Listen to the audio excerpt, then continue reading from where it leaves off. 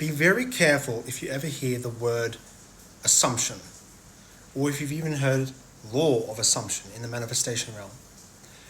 The law of assumption, as far as I understand the practical implications of how it's supposed to be utilized, means to assume the form. Kind of like fake it till you make it type of thing. Whereas if we make assumptions, beliefs you could say, about something, and claiming that it's true without any evidence per se, you could look at that as faith, but it's not actually faith. You're actually making an accusation. Assumption equals accusation. And this is dangerous to you because you might not even realize that you're doing it.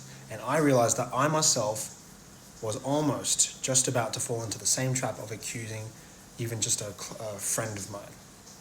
My friend, she had borrowed a little bit of money from me. And I had recently been inflicted with pain by a bunch of coaches who were telling me that they wanted to give up on me, that they didn't see me as someone they should go out of their way to help out. They saw me as defensive, justifying myself. I was trying to tell them that they, were constantly yelling their voice, constantly doubting me, and I get where they were coming from.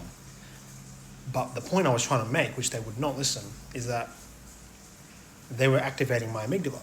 They were constantly making me feel threatened.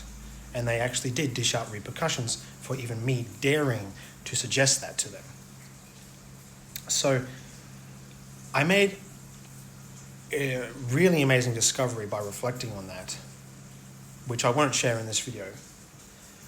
But the implications was, am I going to dish out that same type of behavior to my friend when she crossed a boundary, when she didn't live up to her word, she didn't pay me back the money that I gave her?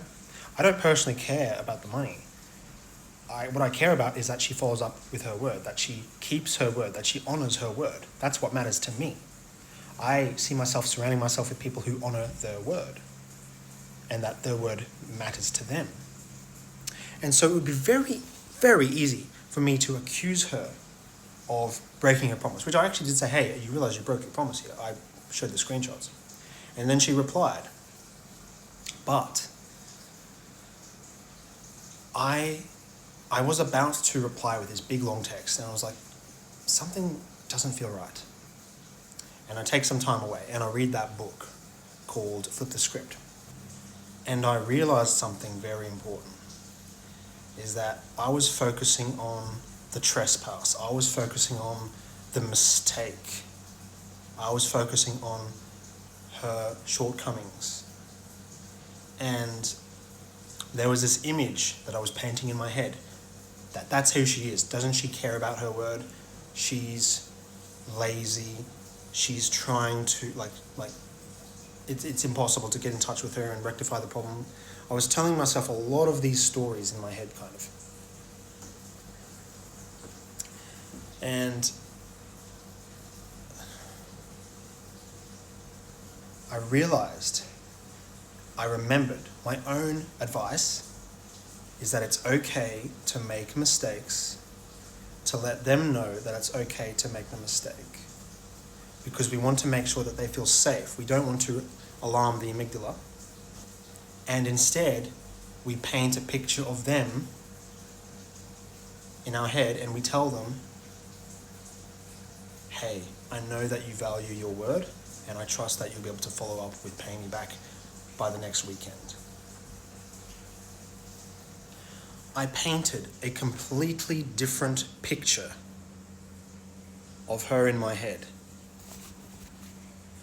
Instead of assuming, which is literally accusing her, shaming her, retaliating to her, and justifying myself for my own retaliation, I broke a cycle that was naturally occurring and inserted myself into that cycle where I changed the image in my head into a very practical manner, very mature manner, and in a very respectful manner, while still upholding boundaries without igniting fear. So, if you follow through with me to the end of this video so far, the real moral of the story here is assumption equals accusation. And it's all these accusations. Hey, you didn't pay me back. Hey, I felt betrayed, etc. You betrayed me. Even if there's evidence. Yes, if there's evidence, you may somewhat accuse. However, try not to accuse. Instead, do like the opposite or the antithesis or the positive version of whatever accuse is. Do that instead and change or follow up with that with an image that paints the person in a light that aligns with how they probably really feel on the inside. If someone makes a mistake, it's not because they mean to. If someone doesn't pay you back, it's not because they mean to. If someone shouts at you, it's not because they mean to. If someone betrayed you, is it because they meant to? So, we look at the heart. This doesn't mean being dismissive and neglecting our own needs. It still means holding each other accountable. It still means being respectable. It just means changing the image in our head so that we don't get carried away with accusations that just end up making things worse, and the other party starts to feel, worse, and then that reflects back onto you. Even if you felt it was so right, you might not realize it until it's too late.